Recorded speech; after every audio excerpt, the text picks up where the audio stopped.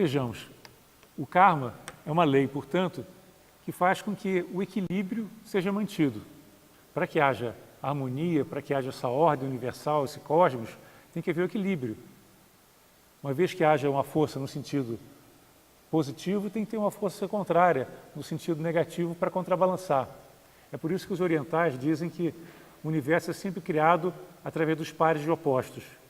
A partir do 1 surge o 2, do 2 surge, através da interação dos dois polos, surge o filho e daí todo o universo vai se manifestando. É muito importante entender esse equilíbrio, que na China chama equilíbrio entre o yin e yang, entre o positivo e o negativo, o ativo e o receptivo, porque desse equilíbrio é que as coisas são mantidas. Os pares de opostos, na realidade, não são antagônicos, eles são complementares. E quando nós conseguimos entender que o positivo e o negativo, o masculino e o feminino, se complementam e não se combatem, vamos dizer assim, nós entendemos que existe por trás de todo o universo uma ordem maravilhosa. Sempre que uma das partes se desvia dos princípios que regem o todo, o karma atua para restabelecer o equilíbrio. Então, essa é uma coisa muito bonita. A lei do karma não é uma lei punitiva, é uma lei que garante a permanência do equilíbrio, garante que a harmonia é mantida. Se vocês imaginam, vocês estão num bote, por exemplo, né? Se todo mundo resolver para o mesmo lado do bote, o bote pode virar, dependendo da sua estabilidati, né? Então, alguém tem que dizer, não pode todo mundo para o mesmo lado, alguém tem que ir para o outro lado para equilibrar. É que nem uma balança, né? Você tem, para ela se manter equilibrada, você tem que distribuir o peso. Então, na vida, o karma vem justamente restabelecer o equilíbrio quando alguém atua no sentido de quebrar esse equilíbrio. Então, não é uma lei punitiva, é uma lei que mantém as coisas ordenadas dentro de um todo, para que o todo maior possa continuar a existir harmonicamente, para que a saúde possa ser mantida. Você vê, o corpo ele atua sempre para regenerar as eventuais falhas. Quando nós temos uma doença, o corpo todo se mobiliza para resolver aquele problema. Porque a harmonia é o objetivo do corpo, a saúde é o objetivo do corpo e de todo o nosso ser também, né? Não só do corpo. Então o karma ele sempre atua nesse sentido de buscar a justiça, buscar o equilíbrio, buscar o restabelecimento da ordem. Então se nós vemos o karma dessa maneira, nós deixamos de pensar por que nós estamos sofrendo, por que isso aconteceu comigo, mundo cruel, por que eu tenho de sofrer e não os outros? Essa visão parcial da realidade demonstra que nós não estamos percebendo que por trás de tudo que nos ocorre existe uma causa. E essa causa tem a ver com os nossos próprios atos, tanto do ponto de vista do físico, do emocional, como do mental. Cada vez que nós agimos no mundo, nós colocamos em andamento uma série de energias, de forças. E essas forças vão interagir com as demais partes que compõem o todo. Nos seres humanos, com a natureza, com os animais, etc.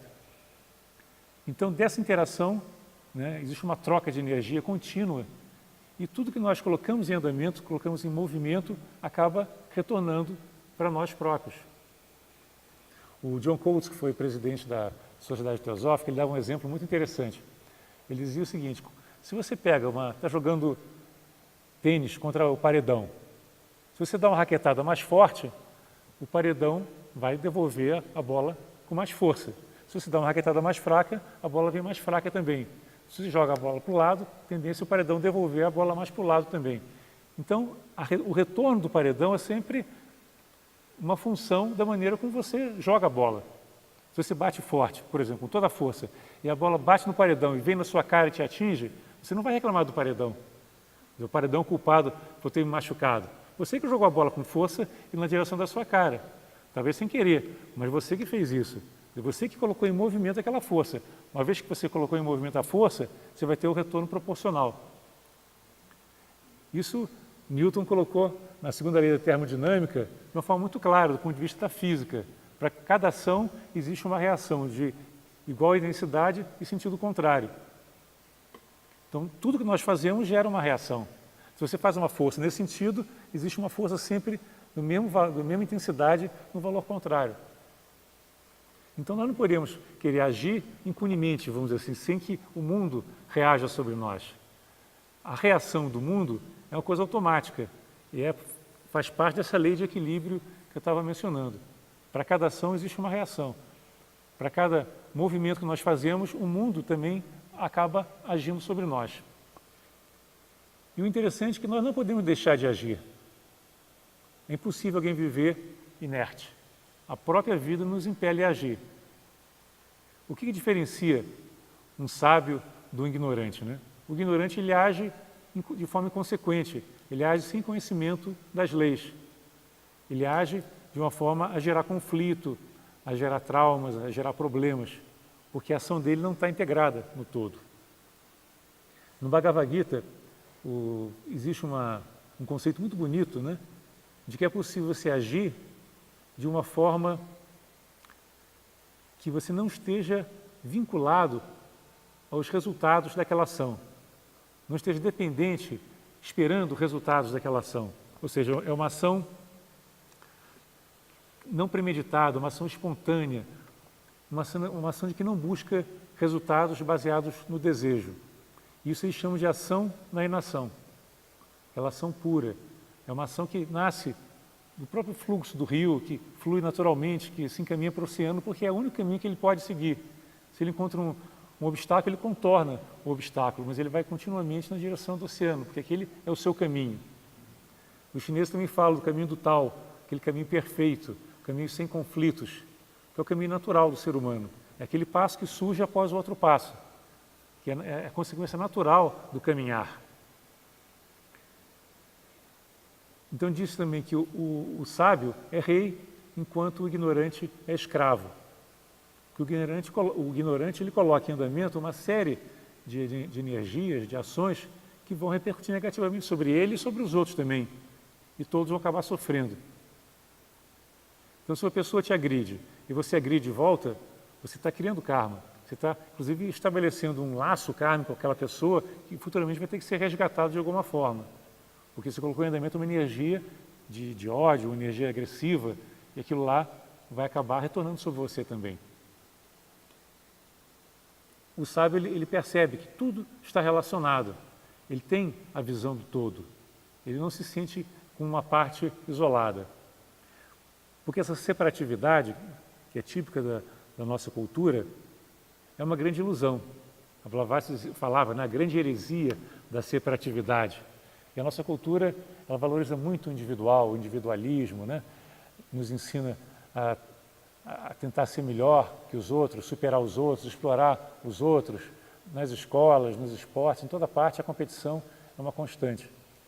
Então isso reforça o ego, reforça o nosso eu pessoal.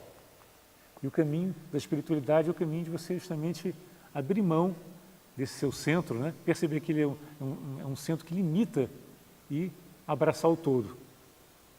Então nós somos limitados enquanto nós estamos presos ao nosso eu separatista e ilusório, porque esse eu não existe, ele é criado na nossa mente. O que existe é o todo. Nós que nos vemos como seres separados. O místico, né, ele já teve vislumbre, já percebeu a grandiosidade desse todo, então ele pode viver no eterno, ele pode viver no transcendente. Agora, quem não se ateve para meditar, para pesquisar sobre a vida no sentido mais amplo e está só em busca de desejos pessoais, satisfação de desejos, esse vai viver sempre em conflito, porque ele nunca vai conseguir satisfazer completamente os seus desejos. Ele vai estar sempre autocentrado e vai se fechar então para a visão do todo. Então nós podemos dizer, quando é que existe livre-arbítrio? Quando é que existe uma real possibilidade de escolha? Quando existe sabedoria. Um indivíduo comum é que nem uma pessoa que está numa carruagem, está dirigindo uma carruagem com 3 cavalos desgovernados. Cada cavalo puxando para um lado ao seu bel prazer. Esses 3 cavalos são o corpo, as emoções e a mente. Então, o cocheiro, quando ele não controla os cavalos, ele sai assim, na correria para um lado, para o outro, então, ao sabor dos desejos, dos instintos, dos preconceitos, etc., ele vai uma hora para um lado, outra hora para o outro, que nem um navio desgovernado na tempestade. Dependendo do estímulo, ele é levado por um lado, é levado por outro e se encontra sempre naquela busca sem saber para onde que está indo. E essas pessoas ainda acham que tem livre-arbítrio. Não, eu faço o que eu quero. Fazem o que querem coisa nenhuma, mas fazem o que o desejo impele elas a fazerem. Então, essa ideia de liberdade que muitas pessoas têm é totalmente ilusória. Enquanto elas são escravas do desejo, elas não têm liberdade. A liberdade só pode existir quando você se volta para dentro. No mundo externo, nós somos sempre escravos. Você não escolhe onde você nasceu, quem foram os seus pais, as circunstâncias que surgem na sua vida, os problemas que surgem no trabalho, na família, em toda parte. Nós somos bombardeados por uma série de estímulos e passamos por uma série de experiências sobre as quais nós não temos nenhum domínio. Então, as circunstâncias externas são governadas pelos astros, mas a nossa reação em relação a elas que são ditadas pelo nosso livre-arbítrio. Nós somos livres em reagir de uma forma ou outra a um determinado estímulo. Por quê? Porque nós somos divinos por natureza. Nós já somos potencialmente a própria divindade. E essa divindade busca manifestação através de nós. Só que nós esquecemos essa divindade, nós deixamos de exercer esse nosso poder criativo e ficamos presos a esse mundo feio, esse mundo de grilhões, esse mundo de cadeias aqui da Terra, perseguindo desejos um atrás do outro. Nós não temos liberdade nenhuma. Nós somos joguetes do destino. Daí que surge aquela ideia do determinismo. Os deterministas acham que está tudo escrito, que não tem jeito. Você já nasceu de uma certa maneira, não tinha como escolher, você vai passar por certas dificuldades, os astros vão definir exatamente como será a sua vida e você não tem escolha, você tem que sofrer e acabou. Então essa é uma visão extrema, determinista, que é muito cruel, né? Que a pessoa, olhando para esse mundo, poxa, se eu não posso fazer nada, então a vida não tem sentido. Está tudo escrito, eu não posso fazer mais nada. Então, tanto faz eu fazer o bem, fazer o mal, está tudo escrito mesmo, então não há nada que eu possa fazer. Então isso dá um profundo desânimo. A pessoa se sente impotente diante do mundo. Ela vê essa violência, essas guerras, a exploração humana, a exploração dos animais. E, bom, já que está tudo já escrito nas estrelas, eu não posso fazer nada. Isso é muito triste, né? A pessoa se sentir impotente diante do mundo. Isso leva à depressão, leva ao desânimo. E agora, o extremo oposto é aquele que eu estava comentando, a pessoa que se acha o senhor do seu destino, o senhor do seu nariz. Não, eu faço o que eu quero. Essa pessoa também sofre muito, porque ela não consegue, no fundo, fazer o que ela quer. E ela, quando passa por uma dificuldade, ela diz, poxa, por que eu tenho que passar por essa dificuldade, né? Por que eu que tenho que perder esse filho? Por que eu que tenho que ser despedido do emprego? Então, quando surge uma dificuldade, ela se revolta, porque ela se acha dono do seu nariz e quando existe alguma contrariedade, quando tem algum problema que, de certa forma, vai contra essa sua ideia de liberdade, ela se revolta, ela não aceita as coisas como elas são.